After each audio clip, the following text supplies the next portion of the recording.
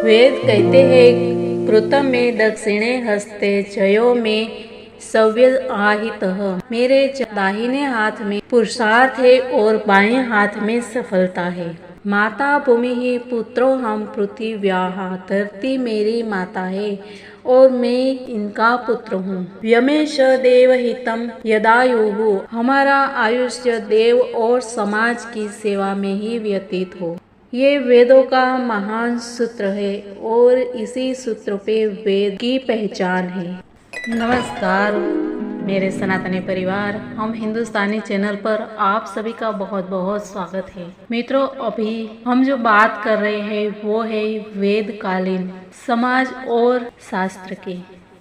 वैसे तो मित्रों हम शास्त्रों के लिए क्या बात करेंगे, लेकिन हमें जो भी जानकारी मिलती है उस हिसाब से अगर हम सब लोगों तक पहुंचाते हैं तो कुछ बात आम जनता के पास पहुंच पाएगी। क्योंकि आज जो समाज में जागरूकता का अभाव है उस हिसाब से ऐसा लगता है कि जितनी भी जानकारी जाती है और लोग सजग होते हैं अपने धर्म के प्रति, अपनी संस्कृति के प्रति, तो आने वाली पीढ़ी जो है वो कुछ इसमें आगे कर पाएगी। तो मित्रों, ये जो बात हम कर रहे हैं वो आने वाली पीढ़ी के लिए है कि जितना लोग ज़्यादा अपने पुराणों को जानेंगे, शास्त्रों का अध्ययन करेंगे, अभ्यास करेंगे, उतना ही लोगों में जागृति आएगी और लोगों को पता चलेगा।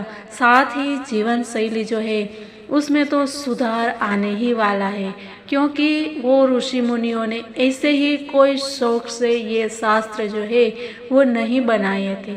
वो लोगों को मार्गदर्शन देने के लिए बनाए थे कि जीवन को कैसे जीना चाहिए। जीवन में सूक्ष्म से सूक्ष्म बातों का भी इसमें ध्यान रखा गया था। कैसे यज्ञ करते थे, कैसे प्रकृति की रक्षा करते थे, कैसे जीवन जीते थे। जैसे कि हमने कल ही बताया कि स्त्रियों के लिए ऐसी कोई बात नहीं है कि स्त्रियां वेदों का अध्ययन अभ्यास नहीं कर सकती है, लेकिन फिर अज्ञानतावश कुछ भ्रामक बात जो है वो फैल जाती है। और मित्रों, हम सबको पता है कि भ्रामक बात है वो जल्दी फैलती है, सही बात है वो जल्दी नहीं फैलती है। तो बस अपने थोड़े से ज्ञान से लोगों को जागरूक करना है। मित्रों, जैसे हम सबको पता है कि एक माता अज्ञान होते हुए भी कि वो पढ़ी लिखी ज़्यादा नहीं होती है, लेकिन फिर भी वो अपने बच्चे के ऊपर वो ध्यान रखती है और उससे बार बार बोलती है कि पढ़ाई करने के लिए बैठो, तुम बाहर मत जाओ, खेलना कम कर दो, अभी पढ़ाई का समय है, पढ़ाई करो। तो ये मित्रों क्या है कि वो ध्यान रखती है कि अपना बच्चा है वो सही रास्ते पे जा रहा है या नहीं जा रहा है। ये एक माता का कार्य है और यूँ कहे कि माता की जिम्मेदारी है।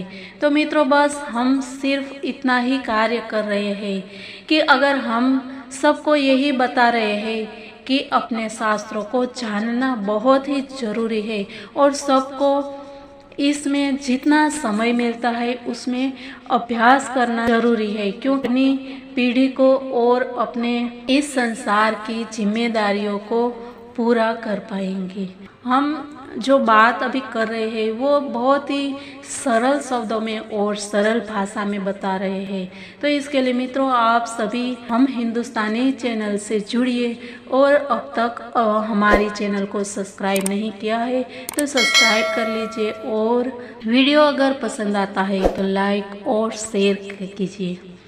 मित्रों, हमने कल देखा कि वेद में मुख्य पाठ का ही अधिक महत्व है। हमने बताया था कि ये एक गुरु शिष्य परंपरा है और ये इसीलिए इसमें मुख्य पाठ का ही अधिक महत्व बताया है, क्योंकि इसमें अर्थ और उच्चार का ही मुख्यतया महत्व है और यह बिना गुरु कोई नहीं कह सकता है। वेदों में अर्थ के लिए स्वर भार का काफी महत्व है, इसीलिए अगर स्वर गलत हुआ तो अर्थ का अनर्थ हो जाता है। इसीलिए आगे ही कहा कि यह ज्ञान बिना गुरु के कोई सीख नहीं सकता है। समग्र भारत में ऐसे वेद पाठी ब्राह्मण मुश्किल से 1200 से 1500 तक होंगे। जिनको पूरे वेद कंठस्थ है। आहिस्ता आहिस्ता इसकी संख्या घट रही है और आगे शायद ऐसा समय आएगा कि सही वेद पाठी ब्राह्मण मिलना मुश्किल हो जाएगा। और यह विकट परिस्थिति को देखते हुए विनोबा जी ने ऐसा कहा था कि समग्र वेदों के मंत्रों को रिकॉर्डिंग कर लेना चाहिए। वेदों में 20,000 जितने मंत्र हैं। ऐसा सुना है कि हरिद्वार में स्वामी गंगेश्वरानंद द्वारा रिकॉर्डिंग हुआ है, पर यह एक प्रयत्न काफ़ी नहीं है। सरकार द्वारा इसमें जागृति लानी होगी और ये कार्य को करना ही चाहिए। मित्रों, आज हम देखेंगे कि वेदों की संहिता के कर्ता। सामान्यतया हम सब ऐसा ही समझते हैं कि 4 वेद हैं, पर वास्तव में सृष्टि के आरंभ में वेद एक ही ग्रंथ था। बाद में वेद व्यास ने इसे 4 संहिताओं में विभाजित किया। इसीलिए वेद व्यास की व्याख्या इस तरह है कि वेदान व्यस्यते विभिन्न शाखात्वेन पृथक करोति इति वेदव्यासः। वेदव्यास ने उनके 4 शिष्य पेल ने ऋग्वेद, वैशंपायन ने यजुर्वेद, जैमिनी ने सामवेद और सुमंतु को अथर्ववेद का उपदेश दिया। इस तरह से कह सकते हैं कि प्रधान संपादक व्यास जी रहे होंगे और उपरोक्त 4 शिष्य सहायक रहे होंगे। वैदिक साहित्य में संहिता, ब्राह्मण, आरण्यक और उपनिषद का समावेश होता है। वेदों का अभ्यास ब्राह्मणों ने विशेष किया। ये उनकी अटक या उपनाम से पता चलता है, जैसे कि द्विवेदी यानी कि 2 वेदों के ज्ञाता, त्रिवेदी यानी कि 3 वेदों के ज्ञाता, चतुर्वेदी यानी कि 4 वेदों के ज्ञाता। ब्राह्मण ग्रंथों में वेदों के मंत्रों को समझाया है, साथ ही इसका उपयोग किधर और कैसे करना है वो समझाया है। यज्ञ क्यों और कैसे किया जाता है उसका बारीकी के साथ विस्तार पूर्वक वर्णन किया गया है ब्राह्मण ग्रंथों में। यही ब्राह्मण ग्रंथ को यज्ञ का विश्वकोश कहा जाता है और ऐसे 18 ब्राह्मण ग्रंथ है। आरण्यक ऋषियों ने जिसमें चिंतन किया है वो आरण्यक है और यह है 7 उपलब्ध है ऐसा माना जाता है। उपनिषद जिस ब्रह्म विद्या का ज्ञान गुरु से शिष्य को मिला वो उपनिषद कहलाए और यह 108 है। मुख्य 11 है जिस पर शंकराचार्य ने शांकर भाष्य रचा है।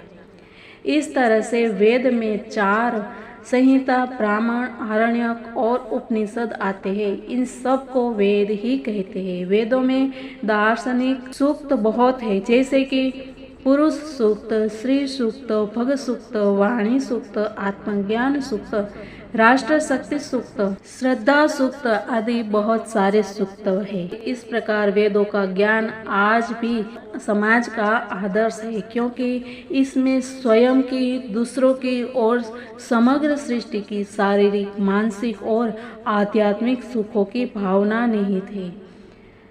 मित्रों, कल हम देखेंगे कि वेदों में शब्दों की क्या परिभाषा है, क्योंकि बिना समझ के शब्दों का उपयोग सही मायने में उसका अर्थ और प्रयोजन यानी कि किस उद्देश्य से बोले हैं या बताया है वो स्पष्ट नहीं होता है। इसके लिए जैसे कि वेदांत और वेदांग, ऐसे ही ब्रह्मर्षि, राजर्षि, देवर्षि आदि का क्या है मतलब, सब कुछ हम कल की वीडियो में जानेंगे। आज वैदिक समय की विदुषी नारी मैत्रेय को हम जानते हैं। एक छोटा सा परिचय। प्राचीन भारत की सबसे ज्ञानी स्त्रियों में विदुषी मैत्रेय का भी नाम शामिल है। मैत्रेय मित्र ऋषि की पुत्री और गार्गी की भतीजी थी। उनका जन्म भी मिथिला में हुआ था। कम उम्र में ही उनके पिता ने उन्हें सभी शास्त्रों की शिक्षा दी और वे आध्यात्मिकता की उच्च स्थिति तक पहुंच गई। वह महान ऋषि याज्ञवल्क्य से विवाह करना चाहती थी, क्योंकि उसे लगा कि वह परम सत्य की खोज में उसकी मदद कर सकेंगे। लेकिन उनका विवाह पहले ही कात्यायनी नामक एक धर्मपरायण स्त्री से हो चुका था, जिससे उनके 3 पुत्र थे। मैत्रेय की उच्च आध्यात्मिक योग्यताओं और अपनी आध्यात्मिक गतिविधियों के आगे बढ़ाने के लिए अपने पति से विवाह करने की उनकी इच्छा को देखकर कात्यायनी ने सहमत हो गई और ऐसा कहा जाता है कि मैत्रेय ने याज्ञवल्क्य के आध्यात्मिक कद को बढ़ाया। उन्होंने ऋग्वेद के हजारों सूक्तों में से 10 की रचना की है। गृहस्थाश्रम से गुजरने के बाद उन दिनों संन्यास वैरागी का जीवन अपनाना आम बात थी। याज्ञवल्क्य ने संसार छोड़कर जंगल में जाकर तपस्या करने का निश्चय किया। उसने अपने दोनों पत्नियों को बुलाया और कहा कि वह अपनी संपत्ति उनके बीच बराबर बराबर बांट देगा। मैत्रेय और याज्ञवल्क्य के बीच संवाद प्रसिद्ध है और बृहदारण्यक उपनिषद के दूसरे और चौथे अध्याय में पाया जाता है। उसने उससे यह कारण बताने को कहा जिसके लिए वह सभी सांसारिक संपत्ति छोड़ने के लिए तैयार था। जाहिर तौर पर उसे भौतिक संपदा से भी बढ़कर कुछ मिला था, इसीलिए उसने उससे धन और भौतिक खुशहाली के बजाय वह कीमती गहना देने की भीख मांगी। वह उसके प्रति प्रशंसा से भर गए और उसे सर्वोच्च ब्रह्म का ज्ञान दिया और उसे खोजने की सलाह दी, क्योंकि केवल वही सभी आनंद का स्रोत था। इसके बाद मैत्रेय ने सर्वोच्च पद प्राप्त किया और सभी महिलाओं के लिए मोक्ष प्राप्त करने का मार्ग प्रशस्त किया। मित्रों, ये थी आज की बात। मिलते हैं कल इसी कड़ी से। तब तक के लिए सबको जय हिंद, वंदे मातरम, भारत माता की जय।